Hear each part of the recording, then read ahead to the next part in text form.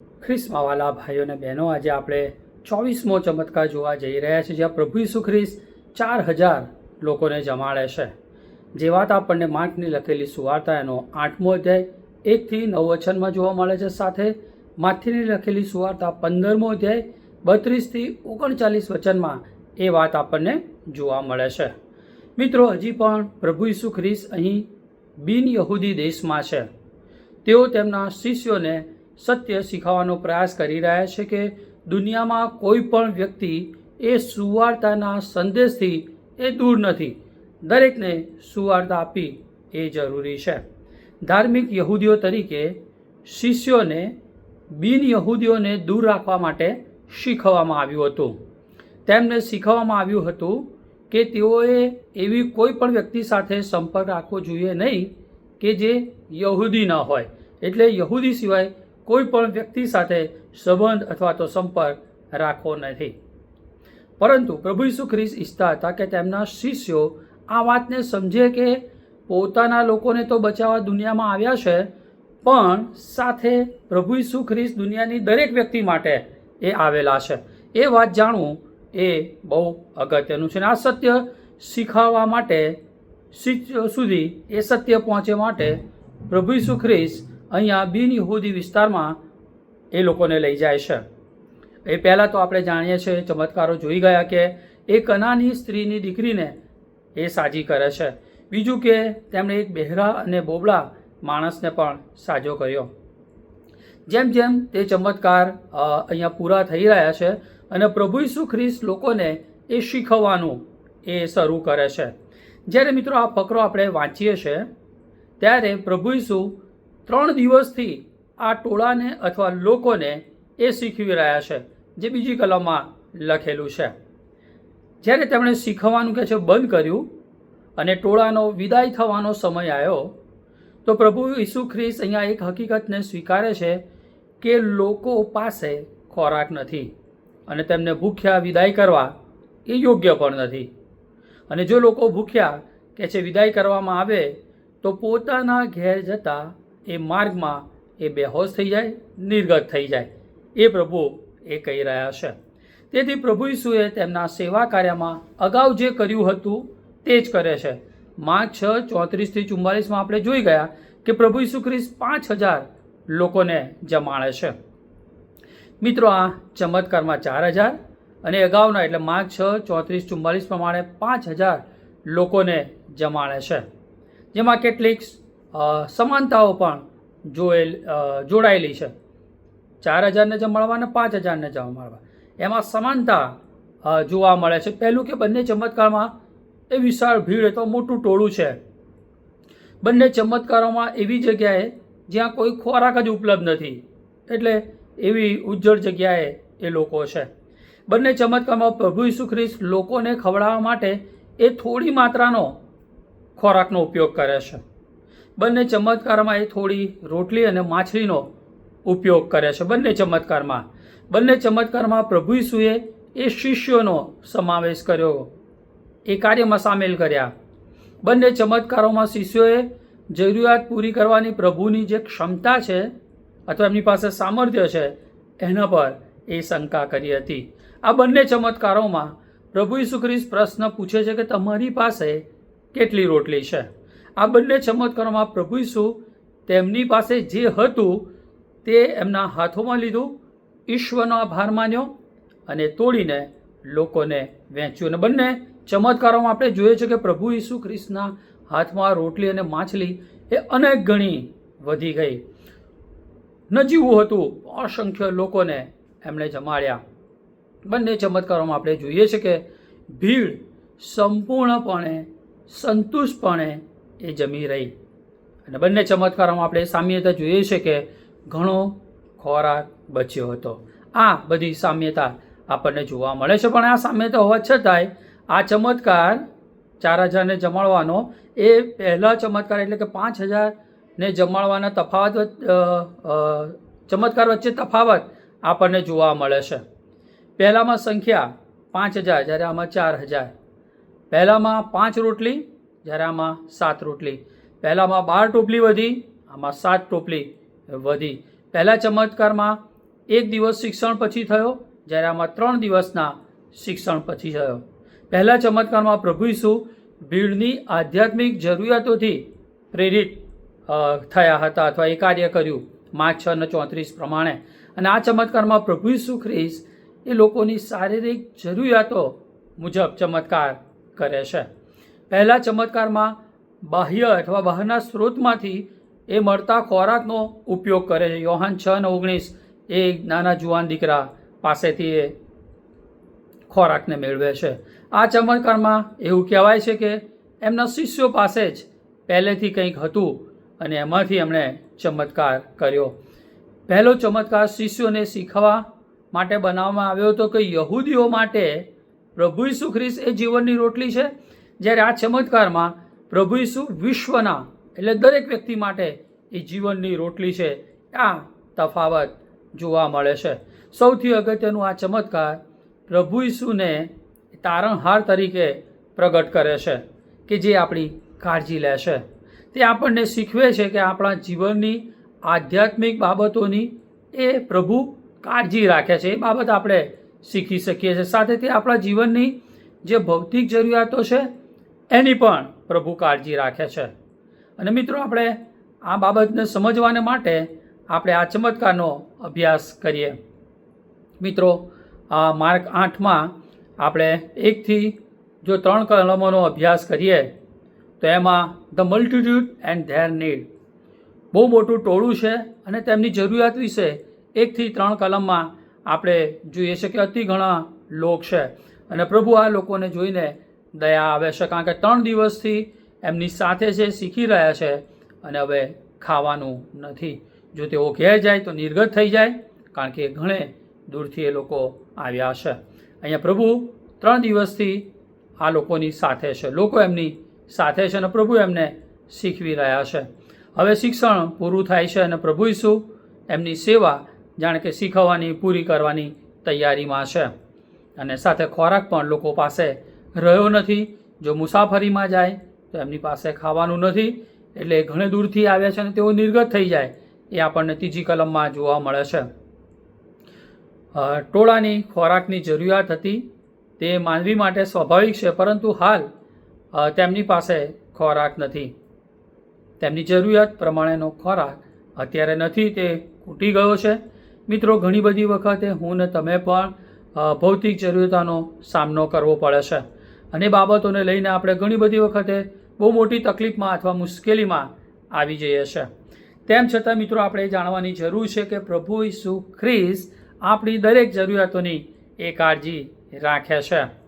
નિર્ગમન 16મો અધ્યાય 3જી કલમ 17મો અને 2જી કલમમાં આપણે જોઈએ છે કે ઇઝરાયેલના બાળકો હરિયાણામાં મુસાફરી કરતી વખતે એમની પાસે ખોરાક અને પાણીની અછત અનુભવતા હતા, પરંતુ એ સમયે પ્રભુએ એમની જરૂરિયાત પૂરી પાડી. પહેલો સમુએલ 21મો અધ્યાય અને 3જું વચન, જ્યાં દાઉદને એવો સમય આવ્યો કે જ્યારે એમની પાસે ખોરાક નહોતો અને પ્રભુએ એ ત્યાં પૂરું પાડ્યું. માથી 4:2, 8:20, યોહાન 19:28, 2 કોરિન્થી 8 અને 9. આ બધું જોઈએ તો પ્રભુ ઈસુ ખ્રિસ્ત વિશે કે દરિદ્રતા, ભૂખ, તરસ એ બાબત આપણે પ્રભુ ઈસુ ખ્રિસ્તના જીવનમાં પણ આપણે જોઈએ છે. યશાયા 50:6, 53:4 થી 6, 52:14, માથી 26:27, 26 અને 67, માથી 26:67, માથી 27:29 થી 30 કલમોમાં પ્રભુ ઈસુ પણ અકલ્પનીય પીડા અને દુઃખનો અનુભવ કરે છે. ઈશ્વર હોવા છતાંય તેઓ તકલીફ, મુશ્કેલી, પીડાનો અનુભવ કરે છે. તો હું ને તમે પણ એ અનુભવમાંથી પસાર થઈએ, બહુ સ્વાભાવિક છે. અયુબ 14:1, 5:7, યોહાન 16 અને 33 પ્રમાણે આપણે જાણીએ છીએ કે દુનિયામાં એ સંકટ છે, તકલીફ છે, મુશ્કેલી છે. મિત્રો, આ બધા શાસ્ત્ર ભાગમાં આપણે જોઈએ છે કે મોટા ભાગના લોકો શારીરિક દુઃખ અને વેદનાનો એ અનુભવ કર્યો. મોટા ભાગના લોકો નાણાકીય તણાવ અને આવી અનિશ્ચિતતા અને સમસ્યાઓથી એ પરિચિત હતા. અને મિત્રો, આપણે પણ ઘણી બધી વખતે આવી પરિસ્થિતિમાંથી એ પસાર થઈએ છીએ. મિત્રો, દુનિયાની કોઈ પણ વ્યક્તિ એવી નથી કે જેણે દુઃખનો અનુભવ કર્યો ના હોય. અને માટે જ સભા શિક્ષક 2 અધ્યાય 22 થી 23 કલમમાં સુલેમાન કહે છે એ પ્રમાણે કહે છે, પરિશ્રમ, દુઃખ, શોક એ આપણી સાથે વણાયેલું છે અને આ બધું જ આપણે એનો અનુભવ કરવો પડે છે. મિત્રો, આ બધા સત્ય સમજીએ છીએ કે આપણા બધાના જીવનમાં એ જરૂરિયાતો હોય છે અને આ ટોળું પણ એની જરૂરિયાત એ ખોરાક હતી. મિત્રો, આ ટોળાની જરૂરિયાત એ ખોરાક હતી. આપણા જીવનમાં આજે આપણે આપણા જીવનમાં કઈ અગત્યની એવી જરૂરિયાતનો અનુભવ કરી રહ્યા છો? એ જરૂરિયાતને પ્રભુ પૂરી પાડી શકે છે. મિત્રો, હવે જોઈએ તો પહેલાં જોયું કે ધ મલ્ટિટ્યુડ એન્ડ ધેર નીડ્સ, લોકોનું ટોળું અને એમની જરૂરિયાત. હવે જોઈએ તો માસ્ટર એન્ડ હિઝ કમ્પેશન, એની જે અનુકંપા છે. આપણે બીજી કલમમાં જોઈએ છે કે લોકો પર એમને દયા આવે છે કે 3 દિવસથી મારી સાથે છે, શીખી રહ્યા છે, પણ એમની પાસે ખાવાનું નથી. અને પ્રભુએ જોયું એમની જરૂરિયાતોને જે હતી એ જાણી કે લોકો થાકેલા અને ભૂખ્યા છે. જો એવા ઘેર જાય તો એ લોકો નિર્ગત થઈ જાય. અને માટે કે પ્રભુ કહે છે મને લોકો પર એ દયા આવે છે. અહીંયા એ પ્રભુનું હૃદય એ અનુકંપાથી એ લોકો માટે ઉભરાય છે. કરુણા એ સહાનુભૂતિ અને મદદ કરવાની ઈચ્છા છે. જો આપણામાં હૃદયમાં પણ કરુણા હશે તો આપણે બીજાને મદદ કરવાની ઈચ્છા થશે. અને પ્રભુનું એ હૃદય આપણે અહીંયા જોઈએ છે કે એમની એ જરૂરિયાતોને પ્રેરિત થઈને પ્રભુએ કંઈક એમના માટે કરવાનું એ નક્કી કર્યું. સુવાર્તાની બધી જગ્યાએ આપણને જોવા મળે છે કે પ્રભુ ઈસુ ખ્રિસ્ત એ કરુણાથી એ ભરપૂર થયા. એ પ્રભુ ઈસુ ખ્રિસ્તના અંદરના હૃદયની આપણે ઝલકને જોઈ શકીએ છીએ કે પ્રભુને લોકોની જરૂરિયાત પ્રમાણે એમના હૃદયમાં એ શું થાય છે. અને પ્રભુ એમની જે જરૂરિયાત દેખાય છે એ પ્રમાણે કંઈક કરવાને માટે એ આગળ વધે છે, કારણ કે પ્રભુ એ આપણી સંભાળ રાખે છે. 1 પિત્તર 5 અને 7 પ્રમાણે પ્રભુ એવી બાબતોમાં એ રસ ધરાવે છે કે આપણા જીવનમાં એ અસર કરે. પ્રભુને આપણી ચિંતા છે, પ્રભુને આપણી કાળજી છે. એ બાબત અહીંયા જોઈએ છે.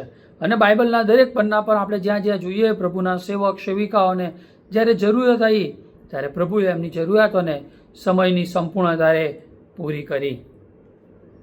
મિત્રો, ઘણી બધી વખતે આપણે ખોટું કરીએ છીએ, પ્રભુની વિરુદ્ધ જઈએ છીએ, પણ પ્રભુ આપણી પર કૃપા કરીને આપણી જે જરૂરિયાત છે એને પૂરી કરે છે.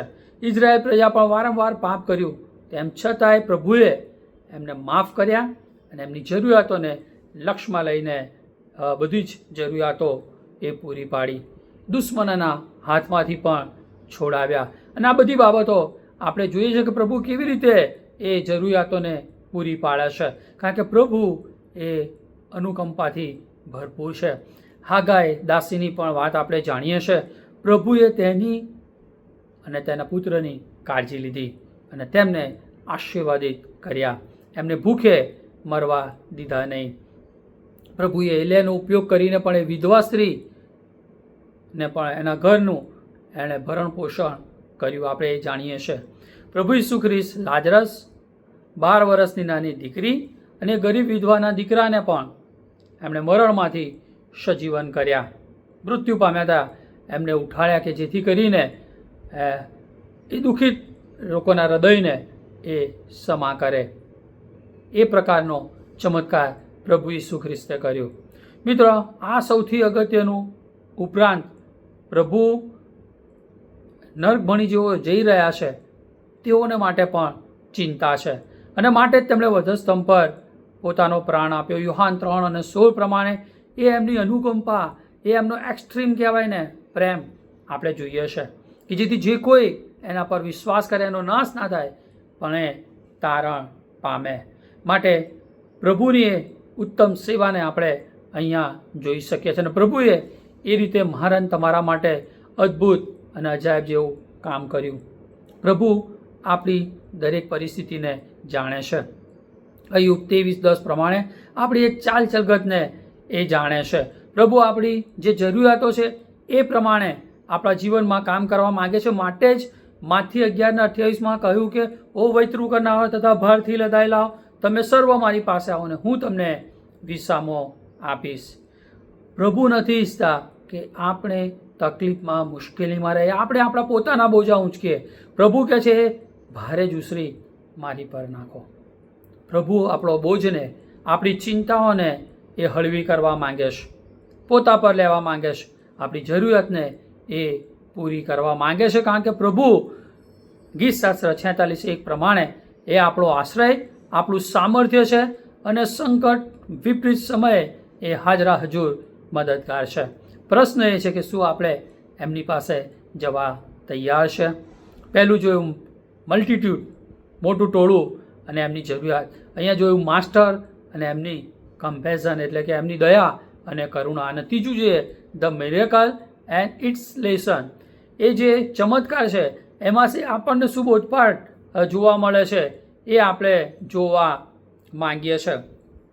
તેમના શિષ્યોએ તેમને ઉત્તર આપ્યો, અહીંયા અરણ્યમાં ક્યાંથી કોઈ એટલા બધા અને રોટલીથી તૃપ્ત કરી શકે? કલમ 3 કે જે પ્રભુને લોકોને ભોજન આપવાની ઈચ્છા હતી એ જાહેર કર્યા પછી કલમ 4 આપણે જોઈએ તો શિષ્યો ફરીથી એકવાર શંકા કરે. 5000 તો અગાઉ હમણાં જમાડ્યા છે, પણ અહીંયા પણ એ લોકો શંકા કરે છે કે અરણ્યમાં આટલો બધો ખોરાક એ ક્યાંથી આવે? શિષ્યોએ પ્રભુ ઈસુ ખ્રિસ્તને કહ્યું કે સ્ત્રીઓ અને બાળકો ઉપરાંત 5000 પુરુષોને ભોજન આપતા એમને જોયા હોવા છતાંય પ્રભુનું જે કામ છે, અશક્ય કામ કરે છે, એની પર એમણે શંકા કરી. પ્રભુ ઈસુ તેમને એ જ પ્રશ્ન 5મી કલમમાં પૂછે છે કે પહેલી વાર ચમત્કારિક રીતે લોકોને ભોજન આપ્યા છતાંય શું તમારી પાસે કેટલી રોટલી છે? એમ પ્રભુ અહીંયા પૂછે છે. ભીડમાં પહેલા ચમત્કારમાં ખોરાક ઉપલબ્ધ હતો. આ ચમત્કારમાં શિષ્યને તેમની પાસે જે થોડું હતું તે આપવાનું કહ્યું અને પ્રભુએ એ થોડીક બાબતોને પોતાના હાથમાં લીધા પછી એ ઈશ્વરનો આભાર માનીને એને વહેંચવામાં આવ્યો અને કે જે ભીડને આપવા માટે શિષ્યોને આજ્ઞા આપવામાં આવી. અને આપણે જાણીએ છીએ પહેલી વાર જેમ થયું હતું કે માછલી અને રોટલીઓ તોડતા તે વધી પડી, પ્રભુના હાથમાં ગઈ, માટે કે છે ત્યાં અદ્ભુત અજાયબ જેવો ચમત્કાર થયો.